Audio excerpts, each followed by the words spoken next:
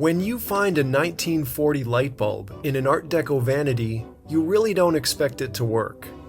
But when it does, wow. Welcome back to Montford Boulevard, and welcome to a celebration of Art Deco furniture. Today we're focused specifically on the center portion of a makeup vanity. We'll do our best to make use of the vintage incandescent light bulb, which somehow still is functioning.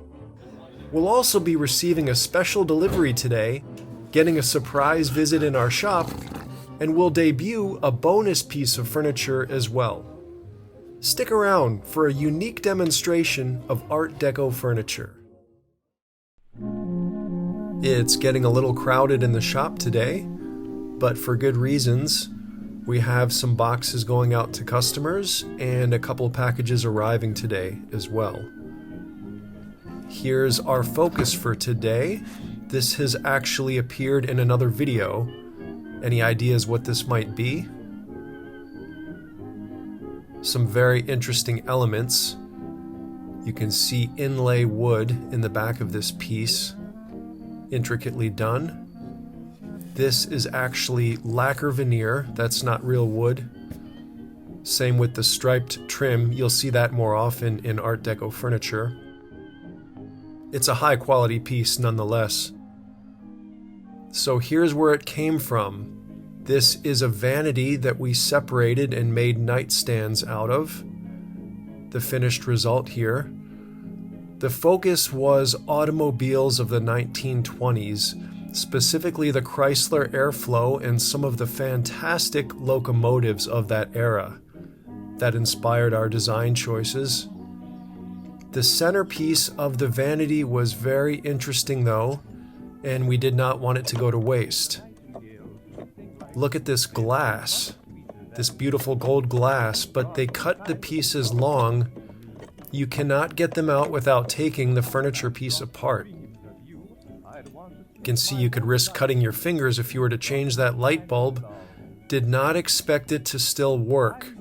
As a matter of fact, the wiring was cut off in the back, but we plugged it in and look at this.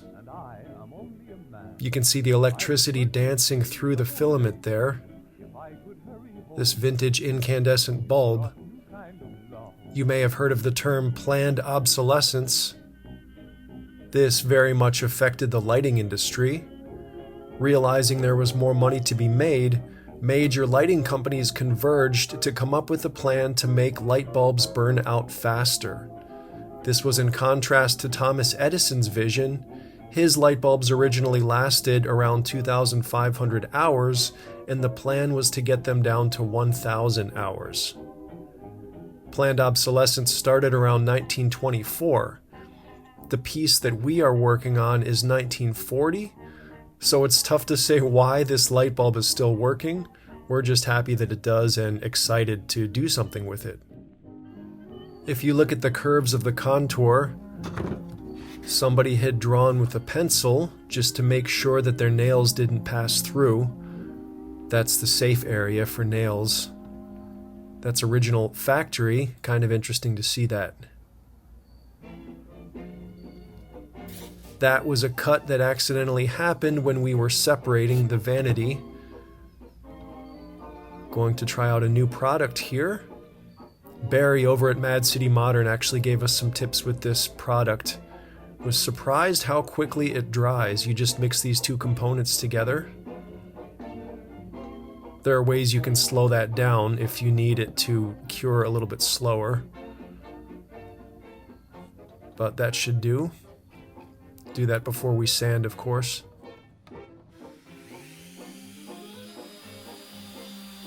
It was a real high quality finish on here. But this surface that I'm sanding, that was the inside of the drawer. There's no veneer on there. That's just kind of a junk wood, just a plain wood right there. Gotten most of it off. It'll take some hand sanding to get in those grooves.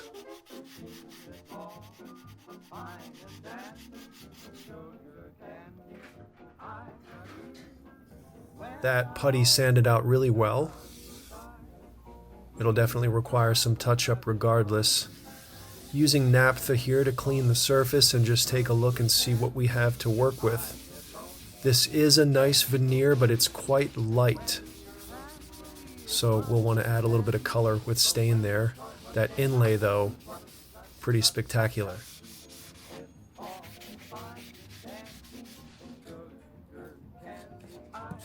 This is 2-part epoxy. We've made a patch to kind of continue, fill in the gap there.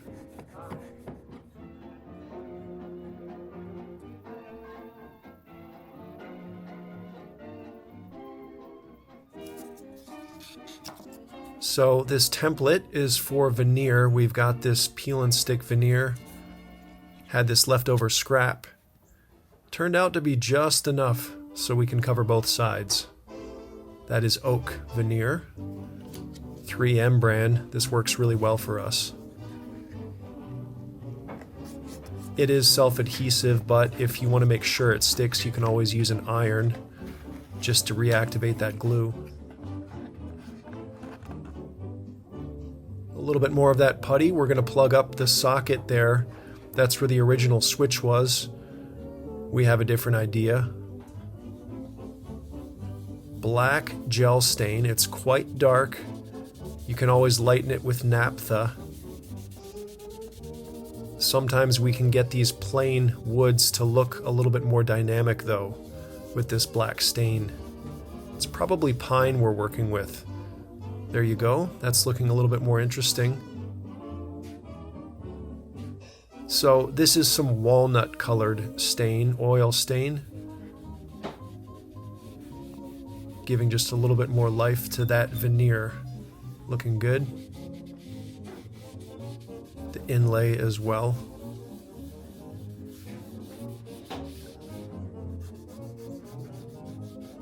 It was looking a little bit lighter than we wanted on the veneer that we stuck on the sides, so we'll address that later.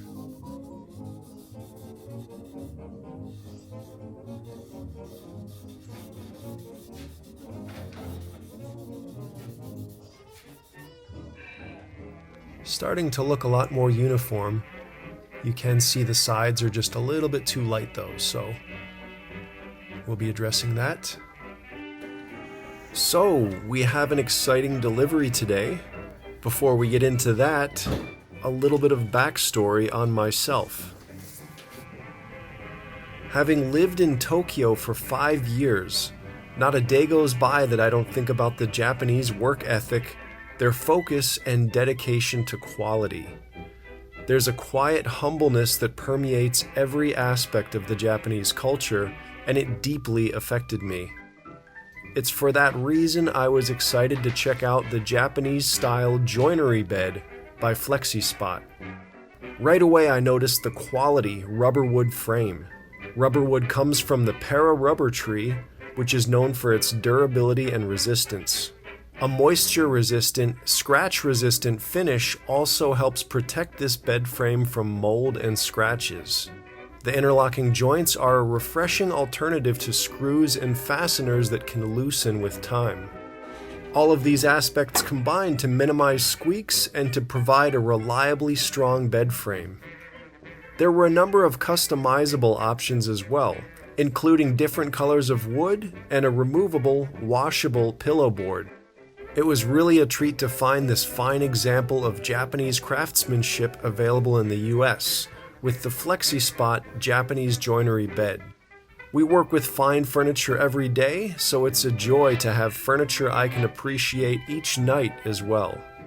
Also, I found a washable rug offered by FlexiSpot that's added some fresh personality to my living space. Its low profile, anti-slip backing, and rug grippers help keep it staying in place.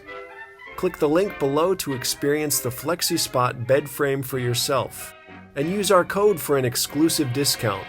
Transform your sleep with comfort, convenience, and unmatched value. So this is Toner, Mohawk brand. Going to use that to add just a little bit more of an orange, richer color to that veneer, and that's doing the trick. Got to be careful not to overdo it. And we've been getting good results with shellac. It is compatible with lacquer.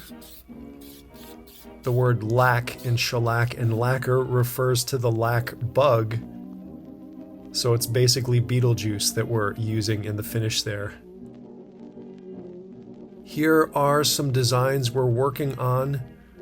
We're going to use the laser cutter. First of all, mapping that opening there. That should do.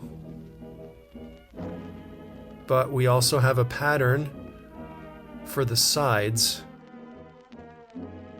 Really delicate lines here. We're curious to see if we can pull this off with the laser cutter. Sort of an Art Deco sun when you come to realize that Egyptian artwork and hieroglyphics were a major influence on Art Deco. It makes a lot of sense. Shouldn't take very long to cut this out. It's amazing these laser cutters do things that human hands cannot do.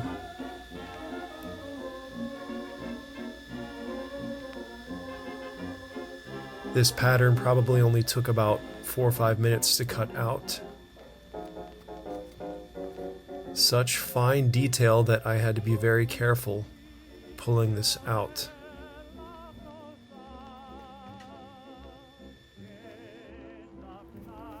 We learned something new here. Laser cutters do not work with acrylic, with plexiglass. The beam is light-based, of course, but that means it goes right through if it's translucent like this. Tried turning up the power of the laser and it just does not cut it. So we did that by hand with the bandsaw. So this was an idea for that opening. We thought it looked similar to a door. So this is lattice work, kind of like we have in our shop for the windows and the door. And we do have some of that same color paint left over. Here you go. It's almost like doll furniture.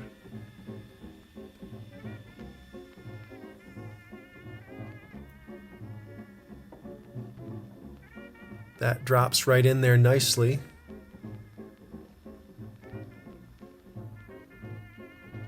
If you're going to do any interior painting, Behr Marquee, highly recommend that paint.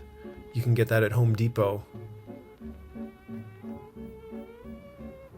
But sometimes you have to admit an idea is just not quite working. We didn't really like the color here and wanted to do something else. Back in Illustrator here. This is a design part of a package that we purchased on Etsy. And you can see this is looking a lot more elegant. Sometimes it's better to work with people who design professionally. It's not the case for me. Perfectly cut out here.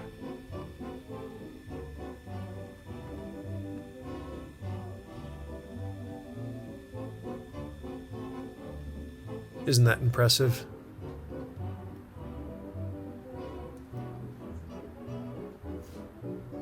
And we think that works a lot better. Hopefully you agree.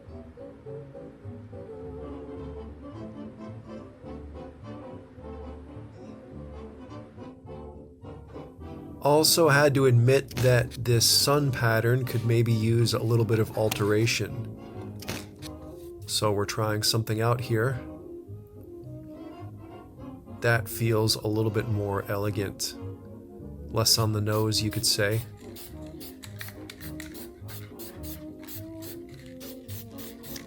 We're adding just a little bit of a border here around that opening. It'll make those wood grains pop a little better.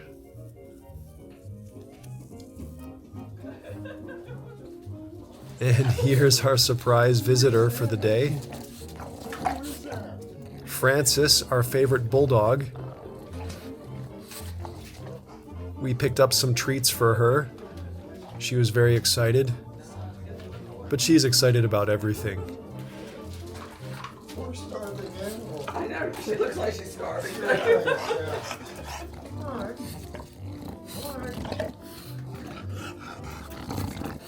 Always happy to see Francis.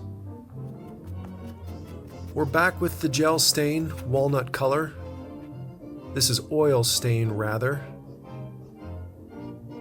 And now it's time for some touch-up.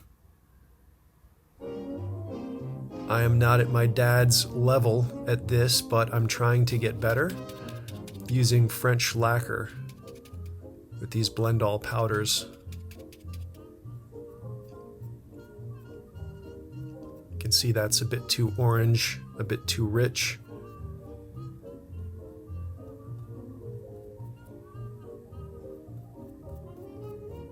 Looking better.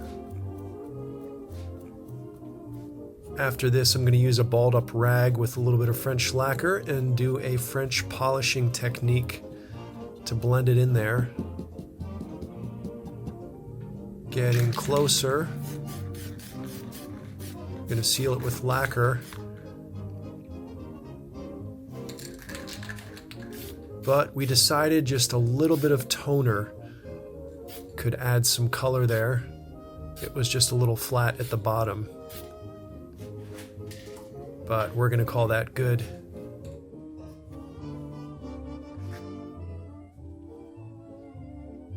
Using this adhesive next, it's for showers, for glass. We think it'll work really well with this plexiglass acrylic, just to hold that in place. But for the lattice work, we actually used 2-part epoxy. And now a third adhesive. This is Mod Podge. We don't need this to be really strong, but we're going to put on these gold sun patterns.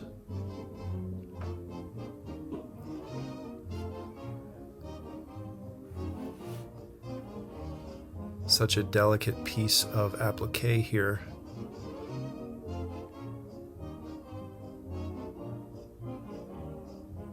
And we'll put something on top of that and let that dry for a little bit. Time for a field trip. This is a local hardware store. Such a fun place. It's your old-timey vintage sort of store. I hope you have one of these near you. Home Depot and Lowe's are great, but it's just really fun to go to these types of shops. There's not a lot of them left anymore. Hi, Ricky. Yeah, hello. Just those. Is that going to be it today? Yes, sir. Using a calculator, that's so much fun. Those guys are longtime friends and they're always hanging out in there. So here's the original switch. It was missing components. Leviton is the brand. As I mentioned, somebody clipped off the wires on that. We decided this is the style we're going to go with. We purchased several choices, but the switch on the bottom, that's going to work best. Grips nice and tight there.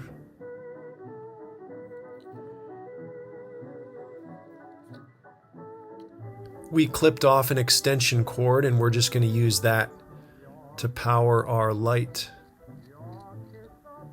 Just connect the wires, pretty simple.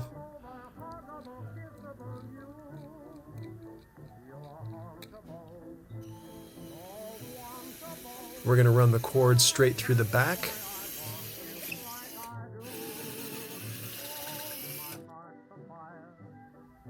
First, we'll add some black to the edges here, just to kind of give this a smarter look. So in the background, you can see the bonus piece of furniture mentioned earlier. This is our second take at a radio cabinet. We turn these into curio cabinets, you could say, or a Bluetooth speaker shelf. We just think this would be a fun way, a fun throwback to these old-timey radios. We've got a light that glows in the bottom behind that speaker cloth. Wooden shelf, and then the top shelf is tempered glass, custom cut. Beautiful traditional waterfall top. So putting the light back in now. That radio you saw, that will be available for sale in our shop. This light we are keeping, but the last radio moved pretty quickly.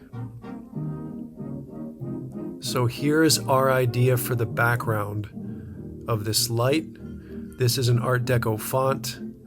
Montford Boulevard is our business name.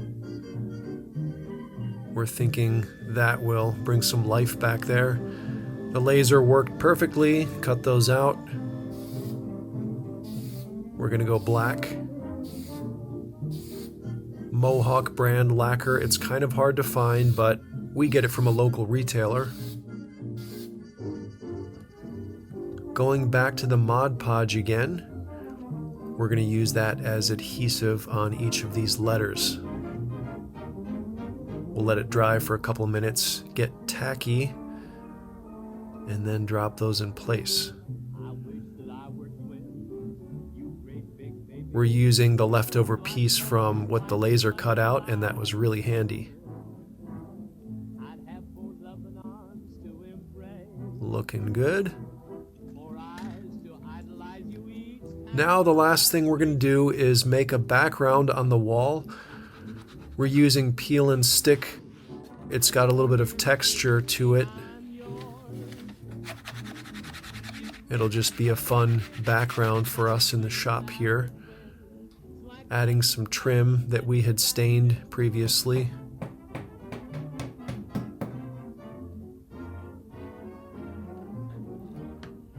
Only thing left to do is hang it on the wall, plug it in, and with that... All right, Mr. DeMille, I'm ready for my close-up. It's nice for a change to do something that we plan to keep around. We're going to have fun looking at this, and especially knowing that there's a vintage light bulb inside of it. We think that'll be a nice addition to our shop here. The lattice shows nicely in front of the light. One more look at the before, what we were working with, and how it came around. Just trying to get those elements to pop and separate a little bit. So again, the radio cabinet, the curio cabinet, is available for purchase in our store. We ship free domestic in the United States to most locations. We have plenty more videos on our page you can check out, and more on the way soon. But you're welcome back here at Montford Boulevard anytime.